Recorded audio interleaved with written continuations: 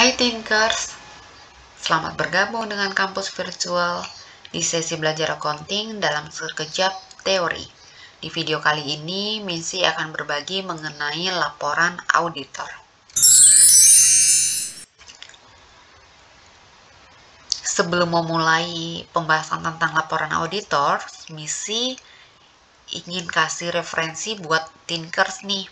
Jangan lupa Thinkers bisa tonton video sebelumnya yang berjudul Penyajian dan pengungkapan pelaporan keuangan.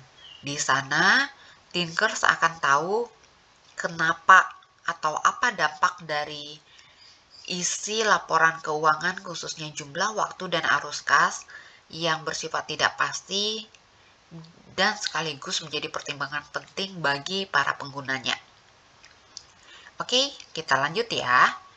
Laporan auditor atau auditor's report merupakan sumber informasi penting lainnya. Nah, pada praktiknya sih untuk beberapa perusahaan atau banyak perusahaan yang masih cenderung kecil size-nya sering mengabaikan apa yang dinamakan dengan auditor's report ini. Laporan auditor merupakan pernyataan profesional yang dihasilkan dari proses audit laporan keuangan. Maka pernyataan wajar atau tidak wajar dari auditor akan sangat mempengaruhi penilaian perusahaan baik oleh perusahaan itu sendiri maupun oleh pihak eksternal perusahaan. Terdapat 5 jenis pernyataan atau opini auditor, yaitu opini wajar tanpa pengecualian, opini wajar dengan pengecualian, opini wajar tanpa pengecualian dengan paragraf penjelasan, opini tidak wajar, dan opini tidak menyatakan pendapat.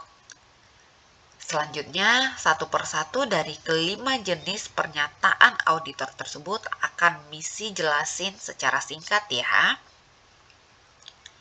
Opini wajar tanpa pengecualian akan muncul ketika auditor menemukan bukti yang cukup dan tepat, lalu dapat menyimpulkan bahwa laporan keuangan telah disusun sesuai dengan prinsip-prinsip akuntansi yang berlaku dan tidak terdapat kesalahan material dalam penyajiannya. Nah, opini wajar tanpa pengecualian ini akan diberikan ketika laporan keuangan tersebut dikatakan lengkap atau dinilai lengkap. Kedua, ketika ditemukan bukti audit yang dibutuhkan secara lengkap. Ketiga, ketika standar umum telah diikuti sepenuhnya dalam perikatan kerja. Keempat, ketika laporan keuangan yang disajikan sesuai dengan prinsip akuntansi yang berlaku dan terdapat konsistensi. Kelima, tidak terdapat ketidakpastian yang cukup berarti mengenai perkembangan di masa depan. Jadi ini going concern ya namanya. Oke, selanjutnya, opini wajar dengan pengecualian. Opini ini akan muncul ketika auditor menemukan bukti yang cukup dan tepat, lalu dapat menyimpulkan bahwa laporan keuangan telah disusun sesuai dengan prinsip-prinsip akuntansi yang berlaku kecuali atas kesalahan penyajian tertentu, di mana kesalahan tersebut meskipun bersifat material namun tidak bersifat pervasif atau agregasi.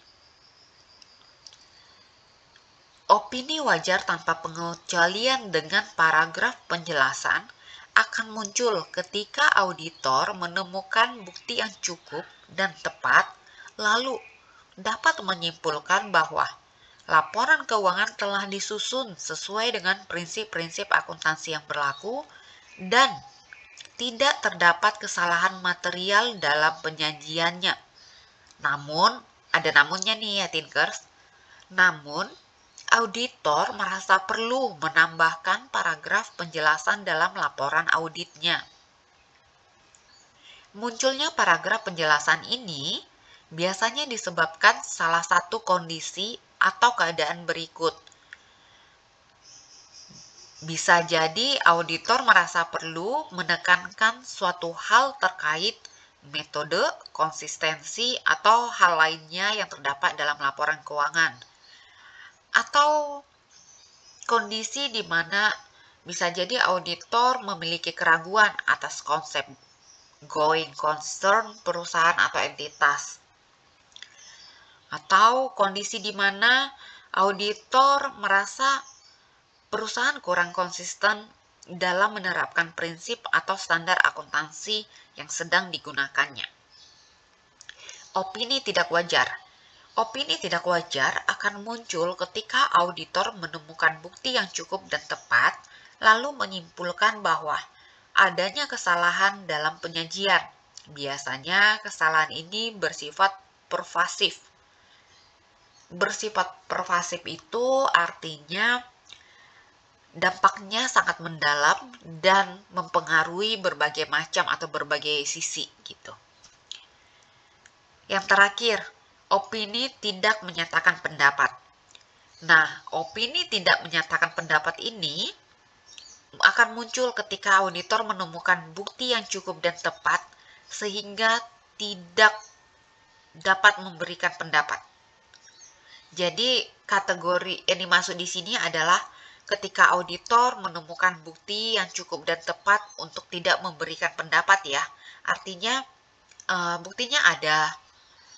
Terus buktinya juga cukup akurat untuk diargumentasikan bahwasanya oh ini gak cukup loh atau ini kurang loh dalam poin-poin ini.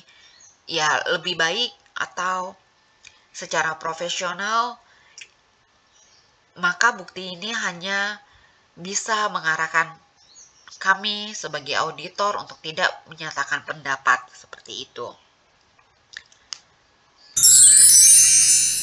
Dengan kata lain, sangat penting untuk menyajikan laporan keuangan dengan tepat, baik, dan benar, sehingga dapat memperoleh opini wajar tanpa pengecualian dari auditor. Hal inilah yang menjadi harapan atau yang dikejar oleh setiap company ketika sedang dilakukan pemeriksaan oleh auditor. Memperoleh opini wajar tanpa pengecualian dari auditor bukan hanya sebatas memperoleh pernyataan. Lebih dari itu, memperolehnya sangat berguna untuk meningkatkan kredibilitas perusahaan, meningkatkan transparansi, meningkatkan efisiensi, serta berbagai manfaat positif lainnya bagi perusahaan. Oke deh Tinkers, sekian dulu ya penjelasan dari misi dan kampus virtual team. Dan silakan Tinkers juga boleh request topik akuntansi lainnya. Melalui video bersama kampus virtual, misi akan usahakan berbagi topik sesuai dengan permintaan kalian ya Tinkers. Oke deh Tinkers, see you soon Tinkers.